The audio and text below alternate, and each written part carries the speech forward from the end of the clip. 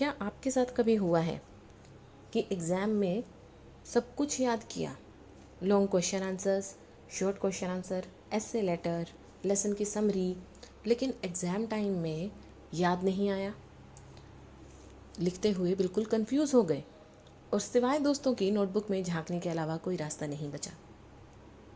अगर ऐसी ही आपकी प्रॉब्लम है तो welcome to educational chit chat. Let's chat about your problem.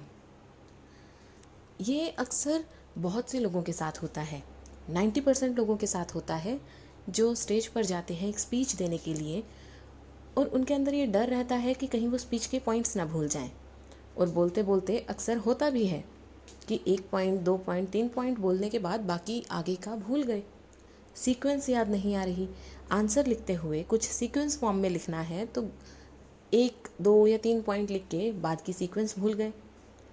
Answer लिखते लिखते अचानक से भूल गए कि यहाँ पर भी कुछ था, मैंने याद किया था और अब याद नहीं आ रहा। ये प्रॉब्लम बहुत से स्टूडेंट्स के साथ होती है।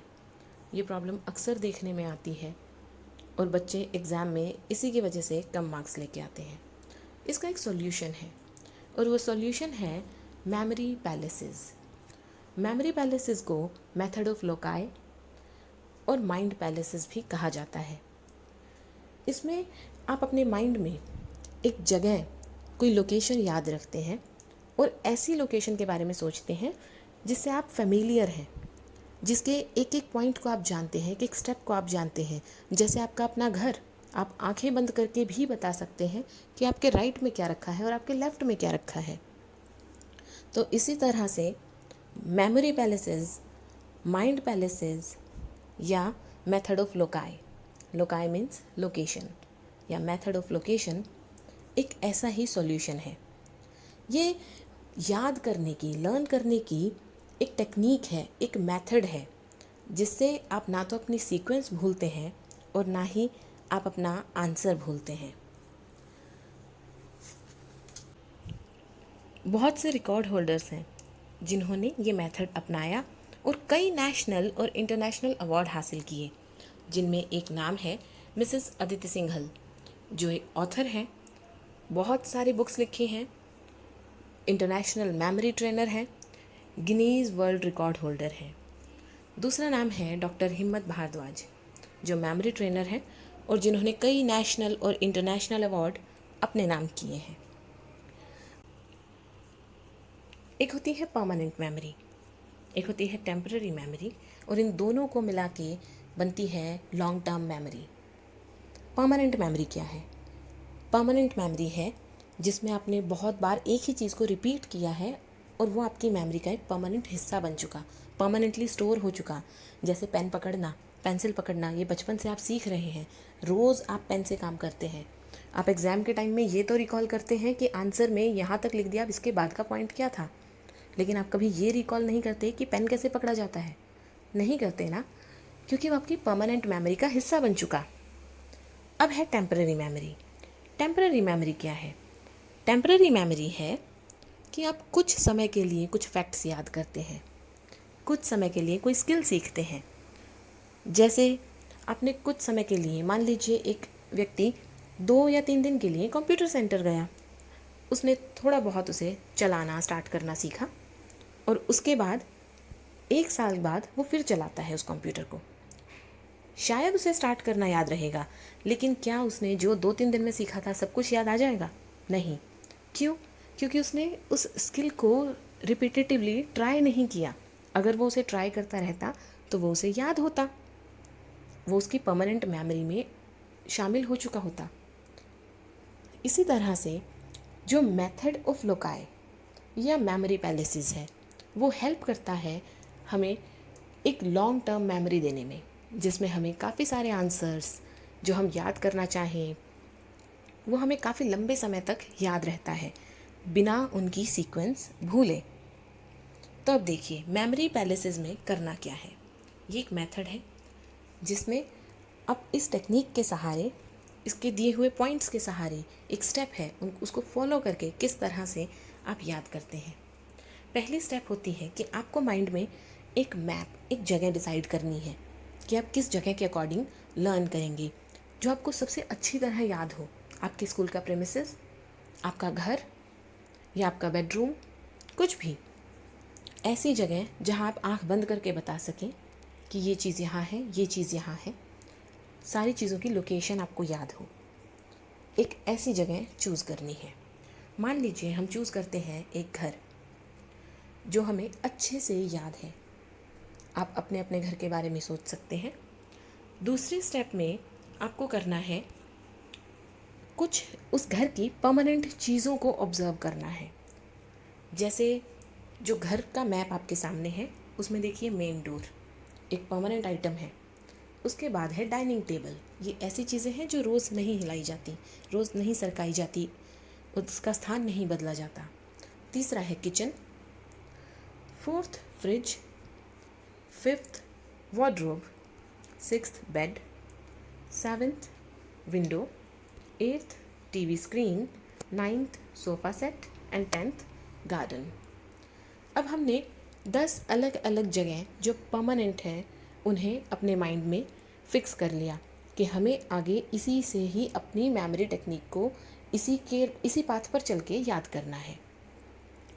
10-15 उससे ज़्यादा नहीं, पर इतने मेमोरी प्लेसेस आप फिक्स कर सकते हैं, इतने परमानेंट आइटम आप अपने माइंड में याद रख सकते हैं। अब आपको इनकी सीक्वेंस याद होनी चाहिए। ये नहीं कि एंटर करते हुए तो डोर है लेकिन उसके बाद जो आपका सेकंड पॉइंट है वो सीधा बिल्कुल लास्ट कॉर्नर है आपके घर का। एक सीक्वेंस में चलते हुए इस तरह से ही आपको याद रखना है ताकि आपकी सीक्वेंस जब आप आंसर याद करें तो वो सीक्वेंस बनी रहे। अब थर्ड स्टेप जो आती है वो है कि इस रूट मैप पे जो आपने अभी डिसाइड किया था, डोर, डाइनिंग टेबल, किचन, ये जो आपके रूट मैप है, आप इस पर इंफॉर्मेशन ऐड करते जाइए। और इंफॉर्मेशन ऐड कैसे करनी है? जो आपको याद करना है उसकी आपको छोटी छोटी स्टोरीज़ बनानी होंगी और उसके बाद इन छोटी छोटी स्टोरीज़ को जो आपने मैप अभी उसमें परमानेंट आइटम डिसाइड की है उनके साथ जोड़ देना है। अब वो स्टोरी कैसी होनी चाहिए? वो स्टोरी होनी चाहिए यूनिक, फुल ऑफ स्टूपिडिटी, कुछ अजीबोगरीब, बेतुकी सी, ताकि वो आपको लंबे समय तक याद रहे। जब आप बेतुकी स्टोरी बनाते हैं तो वो आपको लंबे समय तक याद रहती है। अब एक एग्जाम्पल की मदद से देखते हैं। मान लीजिए हमें याद करना है layer of atmosphere. Layer of atmosphere में 5 लेयर है, troposphere, stratosphere, mesosphere, thermosphere, exosphere. इसमें आपको जो याद करना है उसके मेन पॉइंट्स आप हाईलाइट कर लेंगे। जैसे ट्रोपोस्फेयर क्या होता है? Weather changes. स्ट्रेटोस्फेयर में क्या होता है? एरोप्लेन्स उड़ते हैं। ओजोन लेयर होती है जो यूवी रेस से आपको बचाती है। मीजोस्फेयर, मीटियोर्स बर्न होते हैं। थर्मोस्फेयर, इसे आइनोस्फेयर भी कहते हैं, इसमें आयंस होते हैं जो रेडियो वेव्स को अर्थ पर वापस रिफ्लेक्ट करते हैं। और इसी थर्मोस्फेयर में वायरलेस कम्युनिकेशन पॉसिबल हो पाता है। एक्सोस्फेयर अपर मोस्ट लेयर है जो मर्ज हो जाती है स्पेस में। अब आपको ये आंसर याद करना है, आपको इनकी सीक्वेंस भी याद रहे और आंसर के मेन पॉइंट्स भी याद रहे। अब देखिए जो इनकी स्टोरीज़ बनेंगी वो किस तरह से बेतुकी सी स्टोरी से आपको एक आंसर याद हो जाएगा। हमने जो फर्स्ट परमानेंट आइटम ली थी वो था हमारा मेन डोर और हमारी फर्स्ट लेयर है ट्रोपोस्फेयर। तो आप इमेजिन करिए कि आप कहीं बाहर से आ रहे हैं, बहुत धूप है, और उसके बाद जैसे ही आप अपने मेन डोर पे पहुँचे, मेन डोर जब तक खुलता है आप उसका वेट करते हैं, तो आप मेन डोर के ऊपर चढ़कर बैठ गए।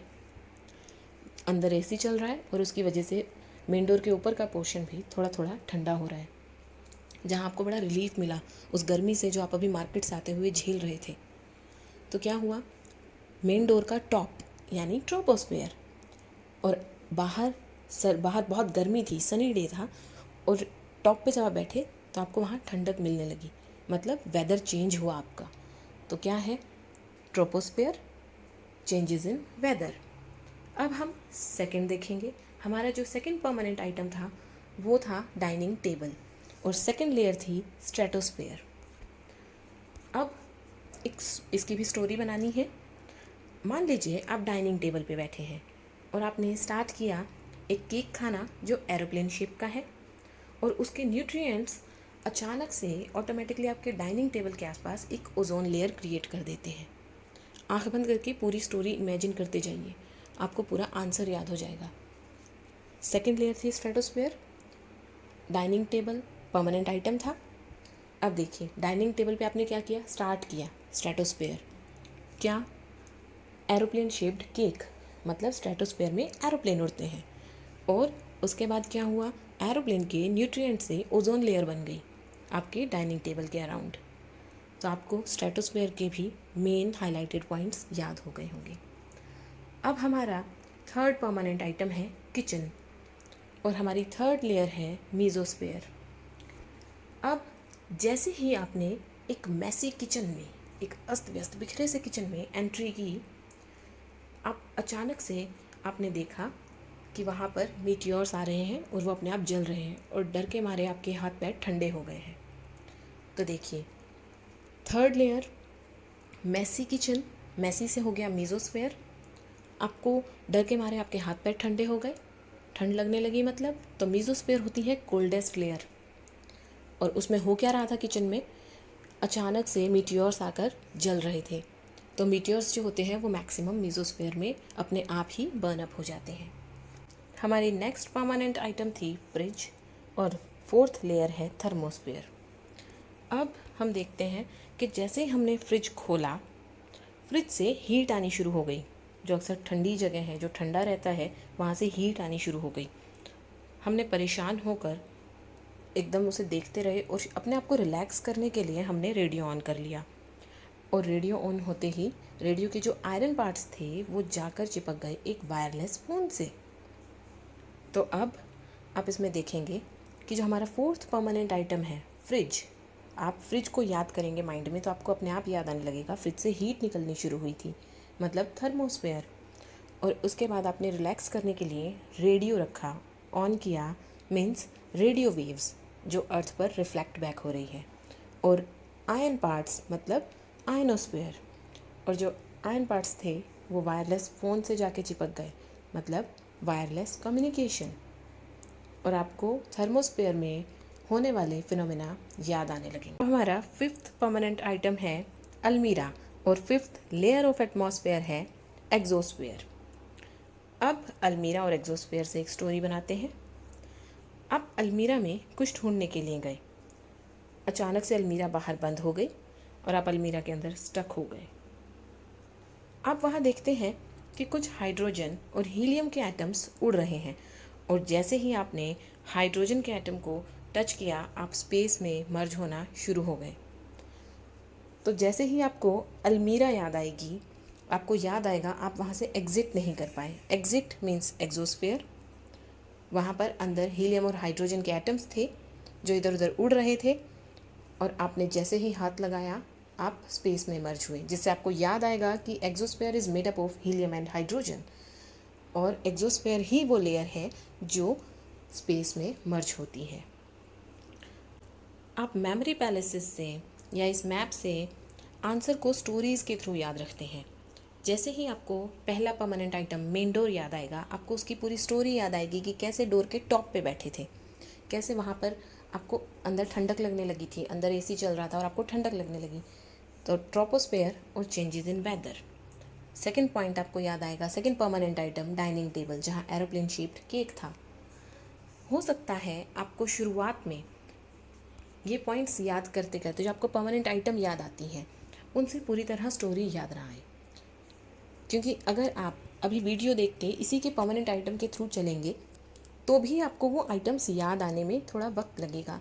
क्यों? क्योंकि वो आपके घर का मैप नहीं है, क्योंकि वो जगह नहीं जहाँ आप फेमिलियर हैं। अगर आप अपने घर का मैप लेके आप परमानेंट आइटम डिसाइड करेंगे और उसके अकॉर्डिंग आप स्टोरीज़ बनाएंगे, खुद की बनाई स्टोरीज़ आपके माइंड में लंबे समय तक रहती है और आपको सीक्वेंस से सब कुछ याद आने लगेगा। एक बार के लिए ये थोड़ा सा टाइम कंज्यूमिंग लग सकता है, लेकिन आप इसे एक बार अप्लाई करके देखिए, आप खुद देखेंगे कि आपको आंसर किस तरह से लंबे समय तक याद रहता है। एक आंसर जो याद किया है वो एग्ज़ाम टाइम में भी जब आप उसे रिवाइज़ करते हैं तो आपको कितनी आसानी से वो याद आता है, और एग्ज़ाम टाइम में आप उसका एक भी सीक्वेंस नहीं भूलेंगे, और बिना सीक्वेंस भूले पूरा आंसर एज इट इज़ लिख पाएंगे, जो उसके हाईलाइटेड पॉइंट्स हैं वो लिख पाएंगे। इस मेथड से आप long answers, point of speech, ऐसे और बहुत सारी और चीज़ें बड़ी आसानी से याद कर पाते हैं। अब देखिए आपके लिए एक होमवर्क क्वालिटीज़ ऑफ लीडर है। आपको ये देखनी है कि कुछ क्वालिटीज़ दी हुई हैं, आप अपने घर में सेलेक्ट कीजिए, अपने परमानेंट आइटम सेलेक्ट कीजिए और उसके अकॉर्डिंग आप लीडर की इन क्वालिटीज़ को याद करिए और फिर अपने आप में ही उन स्टोरीज़ को एक बार दोहराइए। बहुत आसानी से आप सारी स्टोरीज़ दोहरा पाएंगे और आपको सारी क्वालिटीज़ सीक्वेंस के साथ याद आएंगी।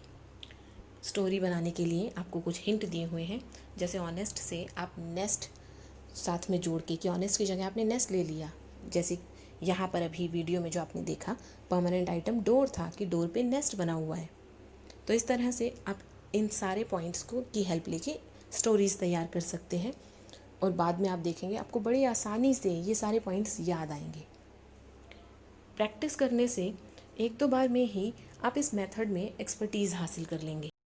मेमोरी पैलेसेस मेथड अप्लाई करते वक्त इस बात का ध्यान रखिएगा कि जो आप लोकेशन सेट करते हैं वो आपकी फैमिलियर हो, आपका घर हो, आपका स्कूल हो, आपके घर से स्कूल तक का रास्ता हो, लेकिन कोई ऐसी जगह ना हो जहां आप गए ही एक बार हैं, जिसके आपको परमानेंट आइटम्स ही याद नहीं, क्योंकि वो आपके लिए हेल्पफुल नहीं होगा, आप भूल जाएंगे उससे। दूसरा, जब भी आप परमानेंट आइटम सेट करने के लिए सोचें तो एक जैसे दो आइटम नहीं होने चाहिए, दो पेंटिंग्स नहीं होनी चाहिए, दो सोफ़ा नहीं होने चाहिए, क्योंकि उससे आप कंफ्यूज हो जाएंगे। तो इन छोटी छोटी बातों का ध्यान रख के जब आप ये मेथड यूज़ करेंगे तो आप खुद देखेंगे कि आपको काफ़ी लंबे समय तक आपका आंसर याद है। एग्ज़ाम टाइम पे, टेस्ट के टाइम पे आपको सीक्वेंस के साथ पूरा आंसर याद आ जाता है। अगर आप स्टेज पे जाते हैं कोई स्पीच देने के लिए, आप बिना बीच में से एक भी पॉइंट भूले आप पूरी स्पीच सुना के आते हैं। आई होप आप इस मेथड को ज़रूर अप्लाई करेंगे और कमेंट सेक्शन में ज़रूर बताइएगा कि अगर आपने अप्लाई किया तो ये आपके लिए कितना इफ़ेक्टिव साबित हुआ। Thank you for watching and stay connected.